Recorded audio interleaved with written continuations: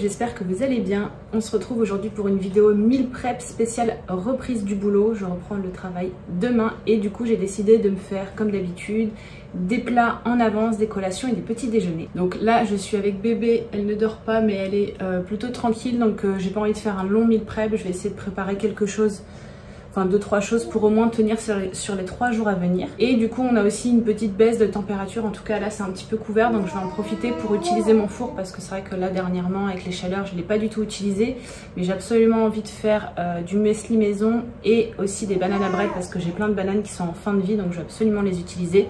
Je peux également faire des pancakes, mais là j'ai vraiment envie de faire des bananes à bread et cette fois-ci en petite version individuelle.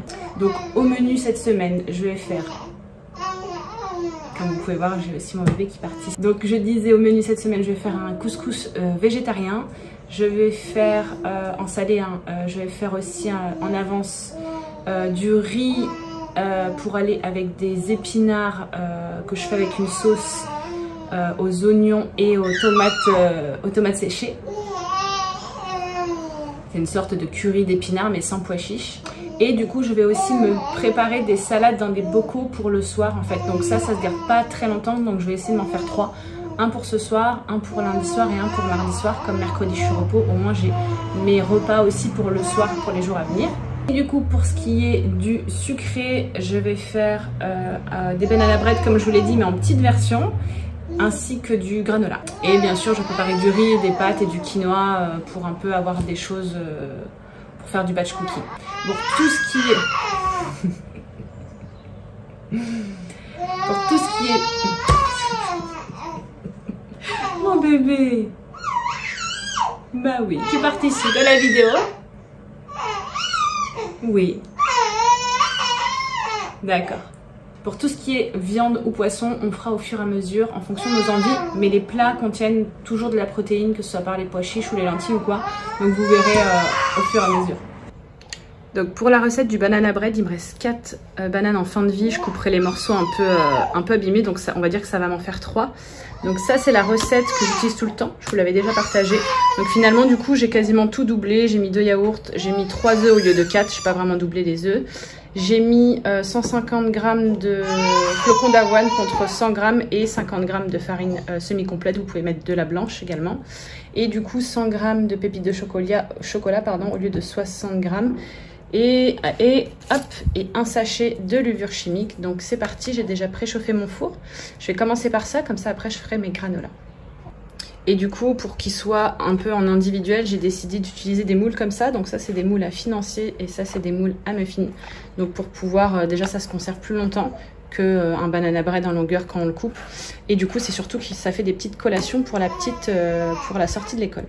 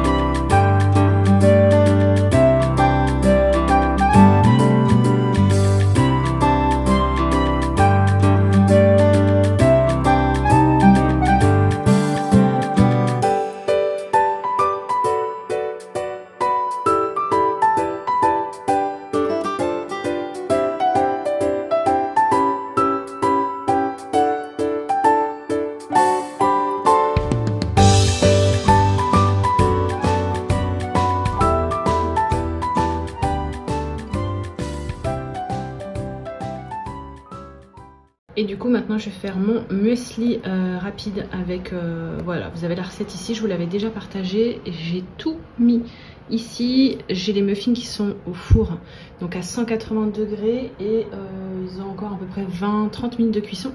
Donc là vous voyez j'intégrerai après le muesli en même temps à la fin de la cuisson du banana bread et comme ça je baisserai les degrés à ce moment là. Je vais juste rajouter du coco râpé pour cette recette parce que je le fais dernièrement et c'est super bon, je trouve que ça donne un petit goût en plus.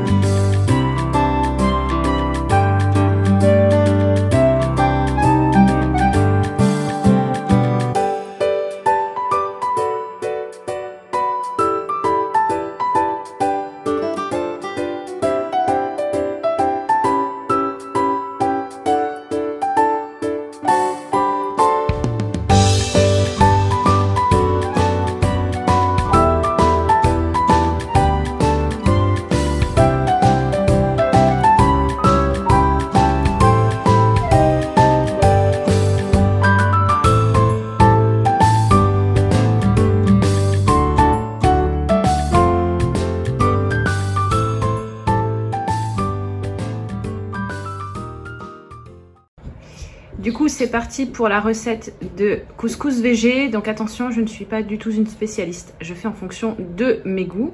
Donc j'ai mis une boîte de pois chiches donc, que j'ai déjà rincé et que j'ai enlevé la peau, enfin grossièrement j'ai enlevé la peau sur les pois chiches.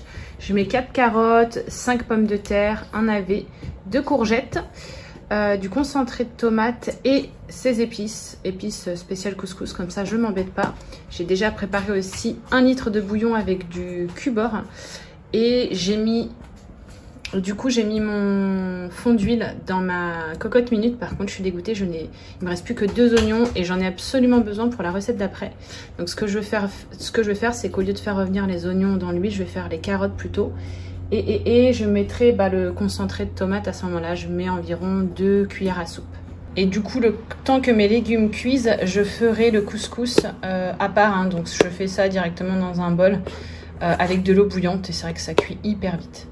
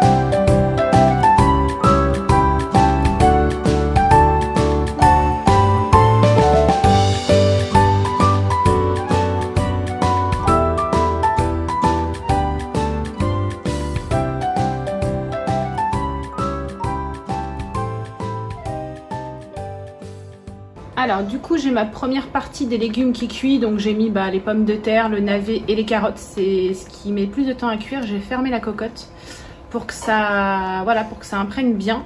Et du coup j'ai déjà prédécoupé mes 2 courgettes et mes pois chiches qui attendent aussi, donc ça je mettrai vraiment dans un dernier temps parce que les courgettes c'est imbibé d'eau déjà et donc la cuisson elle est beaucoup plus rapide, et les pois chiches comme ils sont en boîte sont déjà pré-cuits.